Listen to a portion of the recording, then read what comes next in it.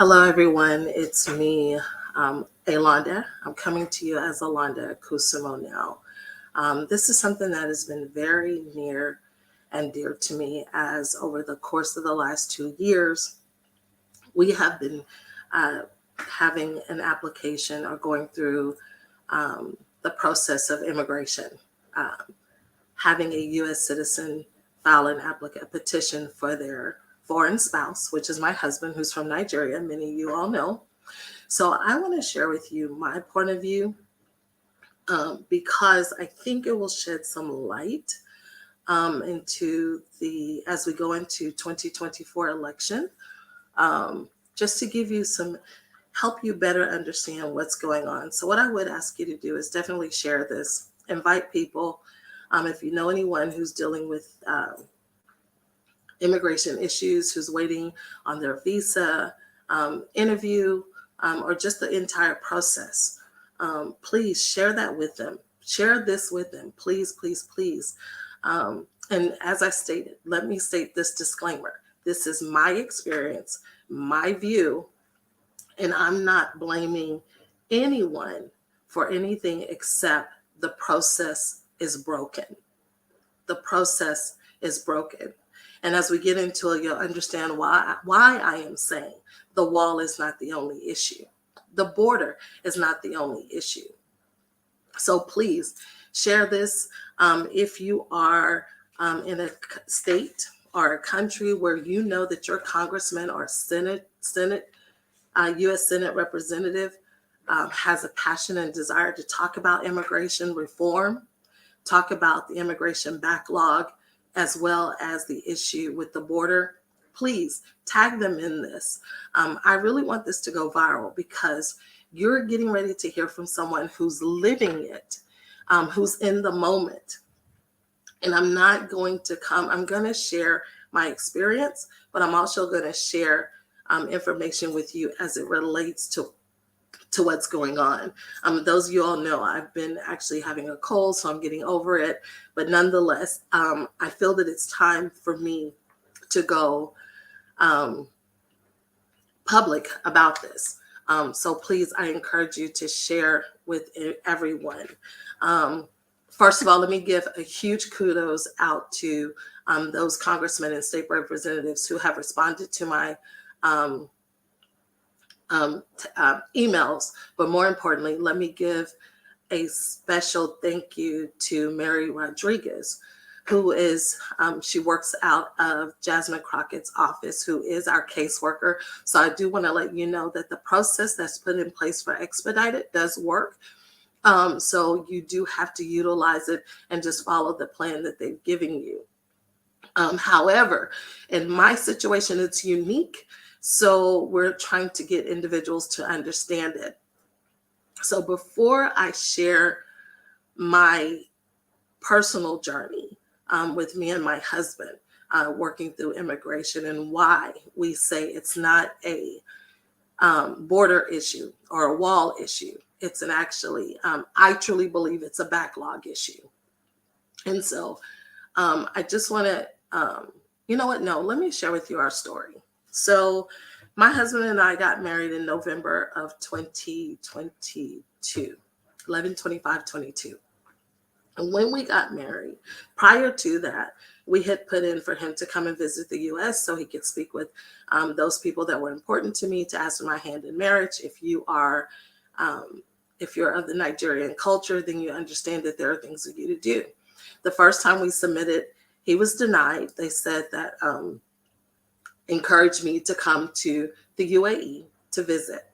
And so we said, okay, so we tried again. The second time it was denied without reason. So fast forward, we went ahead. I did come to the UAE.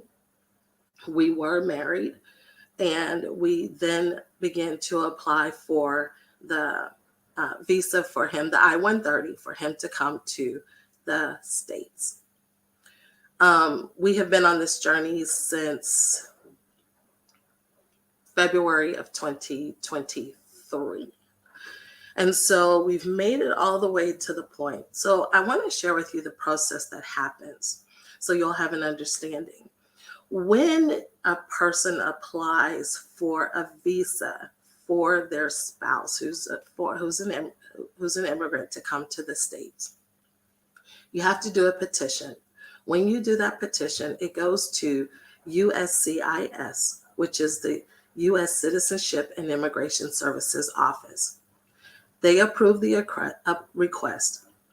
Once they approve the request, then it goes to the National Visa Center. The National Visa Center is where you submit all your documentation, you complete all the application. Understand, I'm talking about an I-130 spouse visa. We submitted all the information. Once the National Visa Center receives the information, they look at it, they review it, they go over it. Now, I want to show you how much information, because the same information that we have to upload in the system is the same information that once they grant our interview, we have to take to the interview with us. So let me pause because I want to show you. Because you're probably thinking, oh, it's just 1 or 2, 3 documents. No. They want to know that our marriage is legitimate. They want to know that it's not an arranged marriage. They want to know that I wasn't paid by him to come into the States to have a better way of life. They want to know that we have to prove that our marriage is legitimate. So those of us who know us, they know that our marriage is very legitimate. Then once it goes to the MVC, these are the binders that we had to put together for us to take to the MVC office. Once they look at all that documentation that I just showed you, because we uploaded the same documentation, once they review it, then MVC sends us a letter telling us that we're clear. Once we are clear, then they notify the embassy. The embassy then gives them a date, gives us a letter telling us that we can go and schedule an interview date. And once we get that letter, he has to go take a medical. We schedule the interview. Once that happens, then the MVC now forwards our information to the immigration office where we're going to have the interview. Now, that process for us has taken it took actually 1 year and 2 months, I believe. I know it was over a year. So now we're waiting on the interview. So you're saying, okay, well, what happens in the interview? Well, in the interview, you sit in front of a person who's already reviewed your information. They ask you questions. And that one individual, in a matter of 10 minutes, has the right to make a decision to say, yes, I'll grant your visa, or no. So for us, a 2-year process, 1.5 year, 1 year, 2 months process is now at the mercy of an individual that's going to interview us for 10 minutes to say, yes, our marriage is legitimate or not, and grant my husband a visa into the States. If that person says no, we have to start this process all over again. Now you say, Alonda, well, why are you here? What makes your case unique? This is what makes our case unique. We understand that there's a waiting period. However, we are currently living in the UAE. And right now, the UAE is not renewing visas for Nigerians. Remember, our case is housed in the UAE. On October the 24th, my husband's visa expires. When his visa expires, he must leave the UAE. That's not an option because they're not renewing Nigerian visas, nor are they allowing them to come in. Okay, so you say, Alonda, we'll just let him leave. Perfect. Right now, if you know what's going on in Nigeria, it's really not the best. However, if he does have to go home, then he goes home. But when it comes time for them to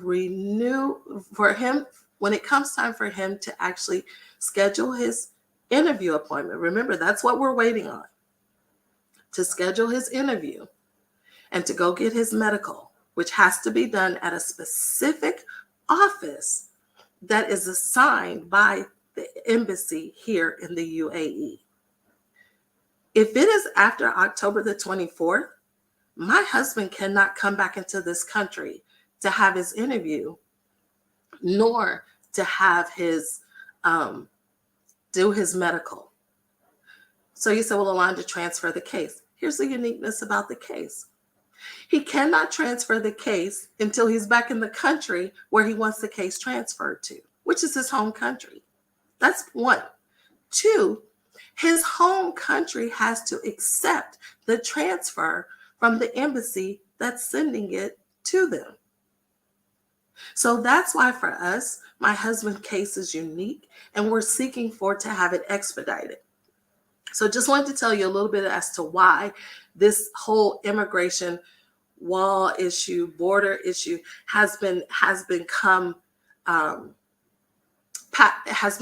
concern to me, because I'm living in it. So now let's talk about the issue that's going on that everyone's talking about, that's going to be a game changer for election 2024. I get it. I do. So the things that have been out in the atmosphere is that we need to stop them from coming in. They need to come in because they're coming for a better way of life. They're coming because they want to run away from things that are happening in their country. All that is true. However, there is also a portion of individuals who take the route of coming across the border because of the backlog of our country's process with the U.S. Embassy. So yes, there is a small portion who are not disenfranchised, whose life is not threatened, but who understands that they want to come to our country because they're afforded a better way of life. But they can take the same amount of money that they will pay into our system and go the legal route. They can take that same amount of money, and for the lack of better terms, they can do an underground process to get them to the border and come through for the same amount of money, but the less amount of time. And even when they come through the border, and mind you, the Texas border is not the only issue. You have San Francisco, you have Canada. So they're not just coming through just a border issue. They're walking across. There are taxis waiting on them to come from Canada over into New York that will pick them up and get them. Once they're in the country, then we have to address them. We have to take care of them. So there's a lot that's going on. I don't want to talk about the responsibilities that taxpayers assume when someone comes through the border. But what I can tell you is this. When my husband is granted his visa, he cannot receive financial aid. He cannot receive public assistance. He cannot receive Medicare. He cannot receive food stamps, and neither can I. And if either one of us try to, he will be deported back, and I'm fine with the possibility of going to jail. Now think about this. An individual who's going legally wants to come in for a better way of life, who wants to contribute to the tax base of our country by getting employment. He wants to come in to be an asset to our country because he doesn't have an option to be a liability. But the very person who's coming through the border, we have to assume and we have to take care of them. So are there certain things that they get? Yes, they get Medicare. And it depends upon your state, what your state has set aside for them.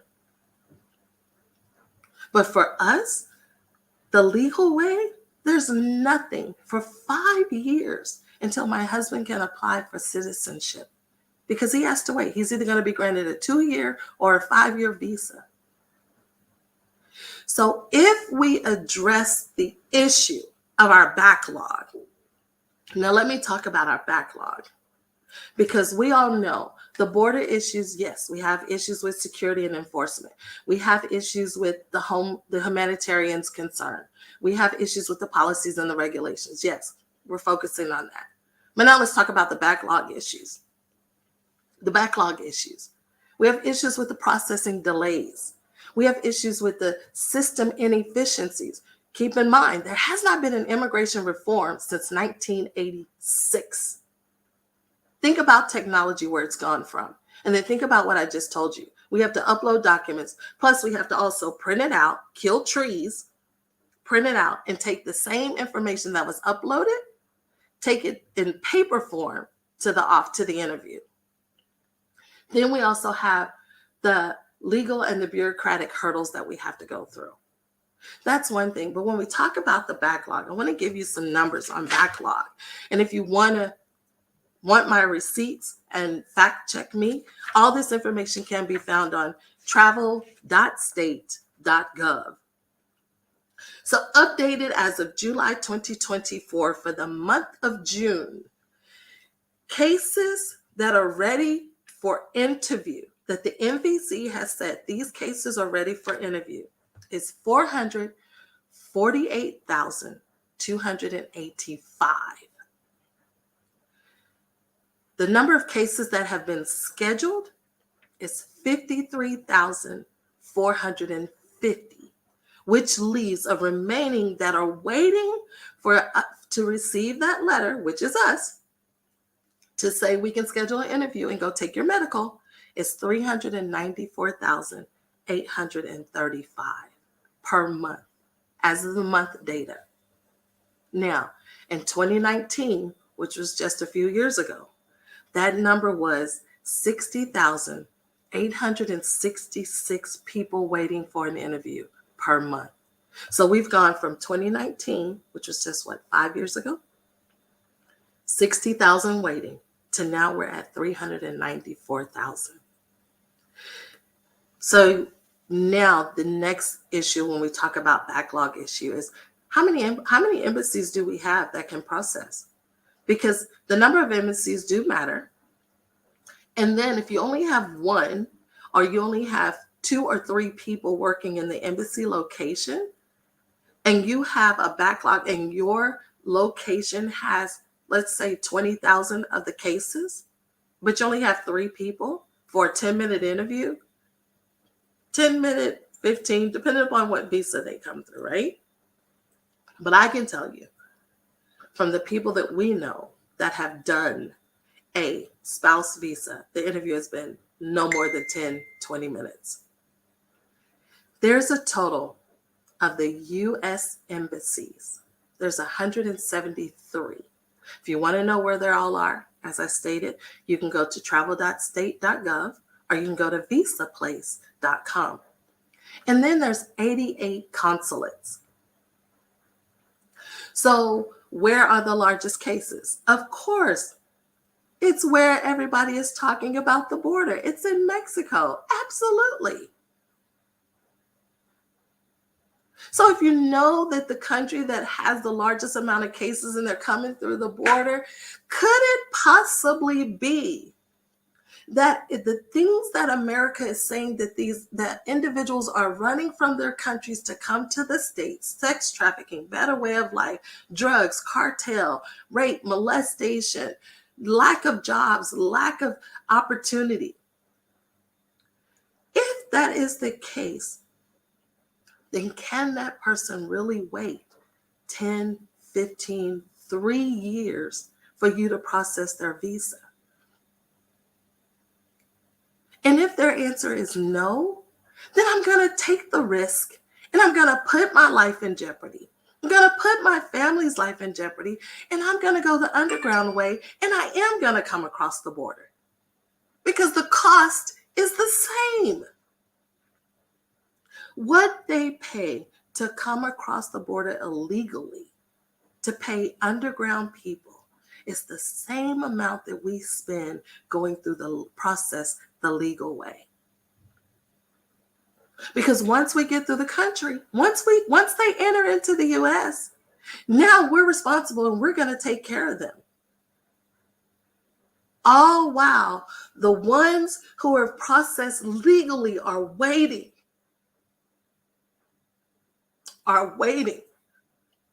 to come for the same reasons.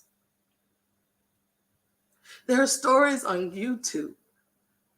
We talk about they come, they don't have anything. Maybe so. But on YouTube, there are individuals who came across from China. He had a restaurant, couldn't afford to continue to maintain the restaurant, packed up his belongings, went the underground way, and came in with over what's equivalent to 200,000 US dollars that we don't even get to tax from. So for me, we can talk about the border, but at the same breath that we're talking about the border, we need to be talking about the backlog. You have 448,285 cases, and there's only 173 embassies and 88 consulates. CNN reported that for someone in China, if they wanted to come, it would approximately take them based upon the flow now, it would take them 134 years before they even get an interview. So I hope you can see why I'm saying the border is not the only issue. There's a greater issue, which is our backlog. There's a greater issue, which is immigration reform needs to be redone. It needs to be looked at. So when I looked at the issuance, because, the question was going to be, well, Wanda, they're processing as much as they can. They're doing the best they can. Nah, I'm not going to buy that one. And again, let me say my disclaimer. This is my journey, my experience, and what I have looked at and what I have reviewed.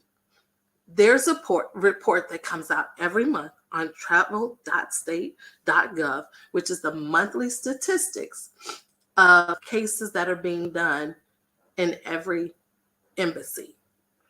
So I looked at the embassy where our case is, right? They processed several visas. For the month of May,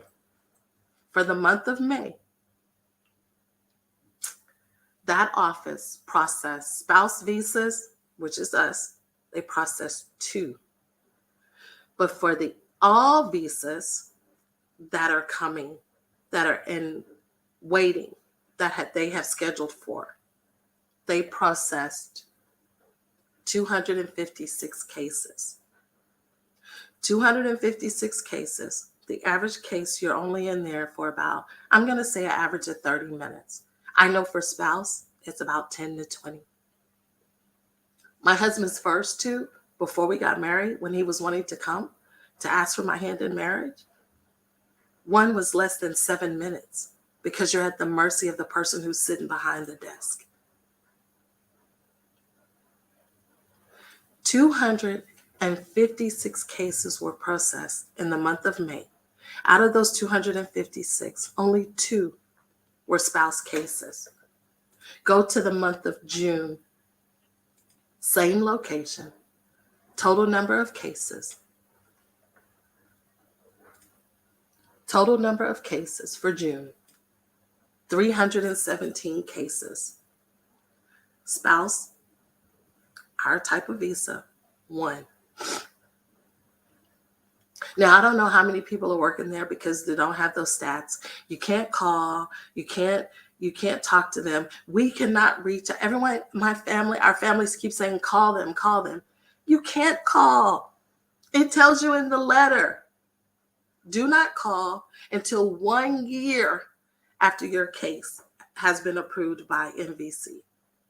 So that's why I reached out to my Congressman Jasmine Crockett's office, because we have a unique situation. But these are stats of why I want you all to understand. It's not just a border issue. So challenge your senators, challenge your state representative, challenge your congressman. It's a backlog issue. So let me make it personal for you. The people that come through the border, when they come through, I told you we have to provide them with minimal public assistance, Medicare.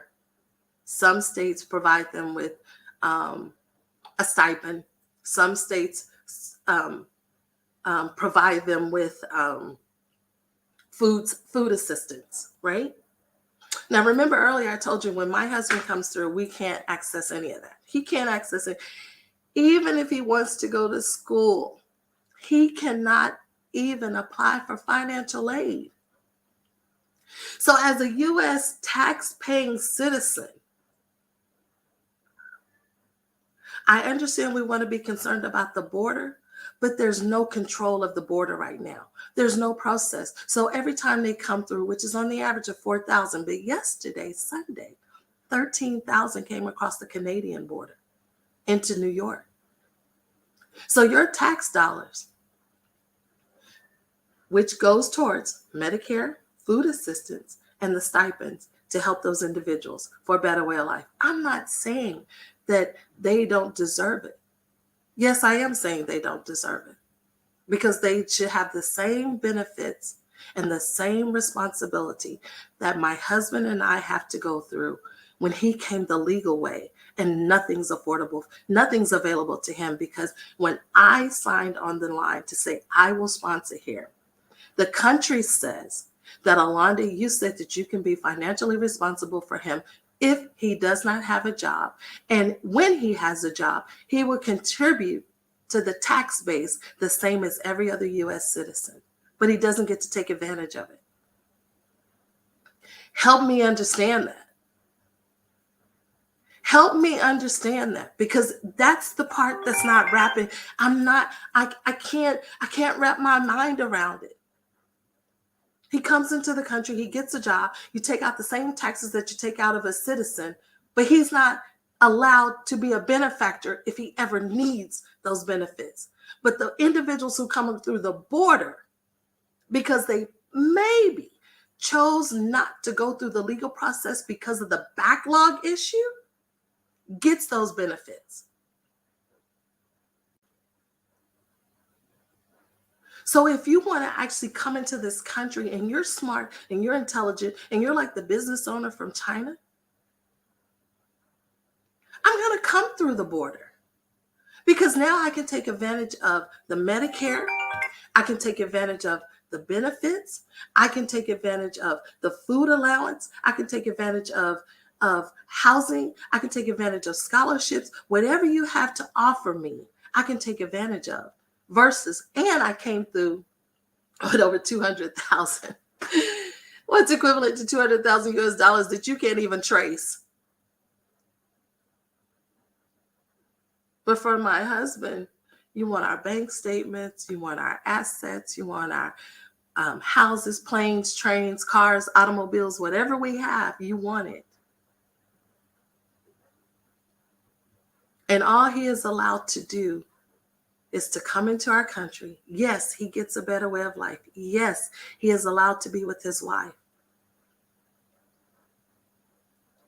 But he is now a contributor of the tax base of our country, because when he gets a job, because he's legal, so he doesn't have to work under the table, he doesn't have to catch out on the street corner, he doesn't have to wait for someone to give him an under the table job, he doesn't wait for someone to hire him without papers.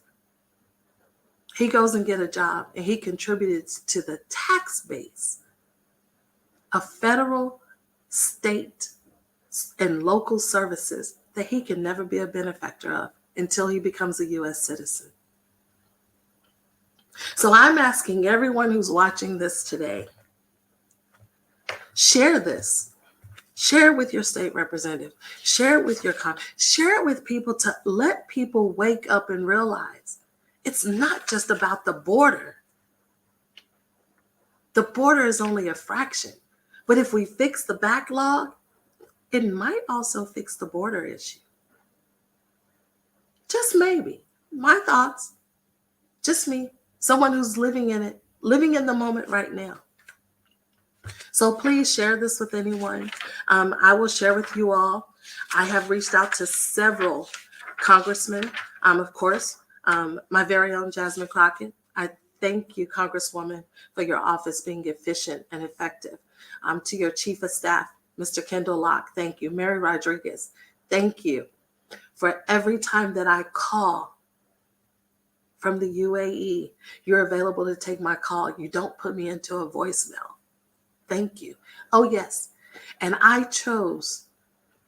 my husband and I made the decision for me to move to the UAE because we had to show bank statements. We had to show leases where our names are tied together. Well, he can't get anything in the States.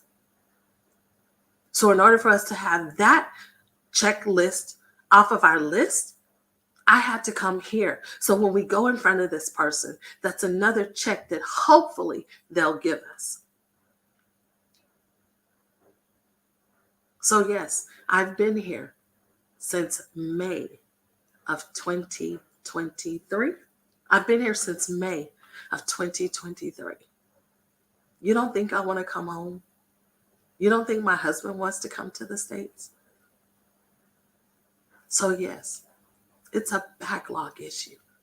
If we just take a glean of our focus and listen to some of the congressmen and the senators who want to address the backlog issue, maybe that'll help us with our border issue. Just maybe.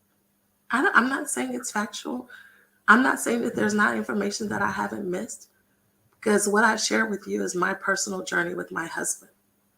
But I can tell you that there are people, elected officials, who do care, who care beyond just the now.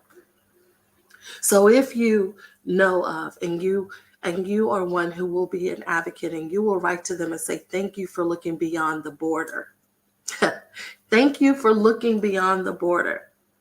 Congresswoman Jasmine Crockett, Congresswoman Pramila Jayapal of Washington, Senator Dick Durbin of Illinois, U.S. Representative Adam Smith of Washington, Senator Kristen Sinema of Arizona, Senator James Lankford of Oklahoma, Senator Chris Murphy of Connecticut, Senator Tom Tillis of North Carolina, the one who's over the immigration, Senator John Cornyn, Texas, Congressman Colin Allred, Texas, Ted Cruz, Texas. Those are a few that pop out when I did my Google search. That came because no one's talking about the backlog. Everybody's focused on the border. But just maybe if we try to switch our mind and go from the border and look at the backlog, maybe it'll fix our issue. And maybe we won't have to look as a country of saying that we may or may not have Social Security. We've put it on the Gen Xers being entrepreneurs. No, that's a portion of it. But maybe if we release that 400,000 plus individuals who are waiting to come into our states to get a job, to be able to increase and contribute to our taxes, just maybe that could be a small portion that could fix our immigration issue. Just maybe.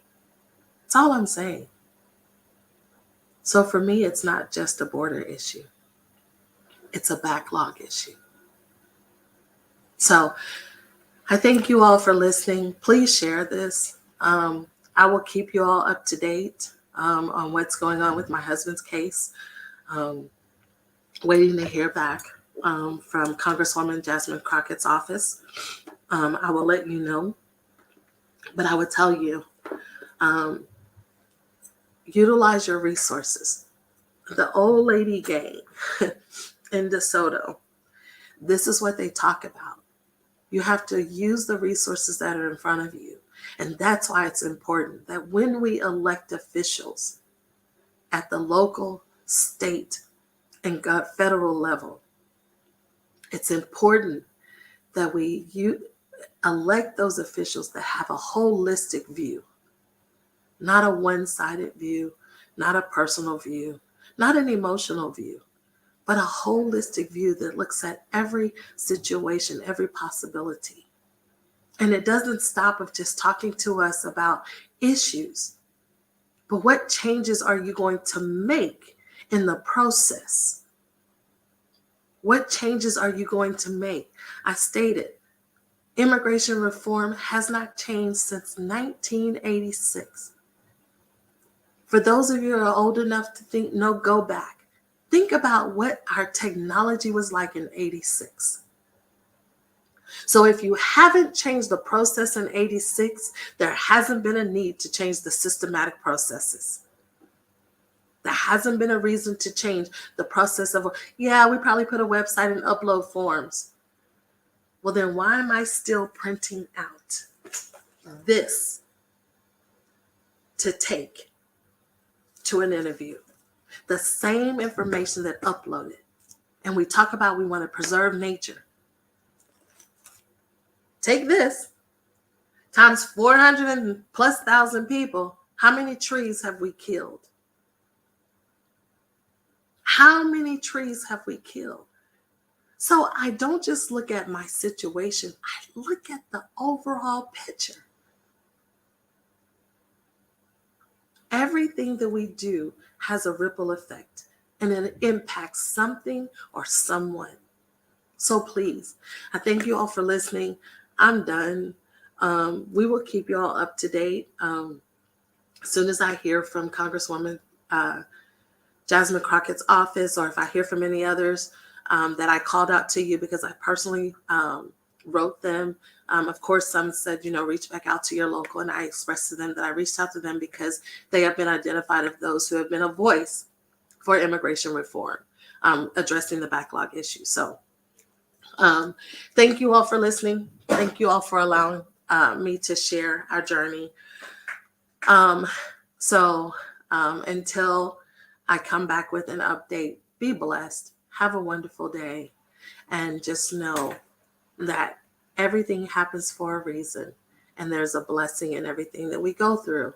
Even as a country, there's a blessing. So as we stand on the foundation of our country, yes, in God we trust. Have a good day. And remember, smile. You owe it to yourself. No one does it better than you. Take care. Be blessed.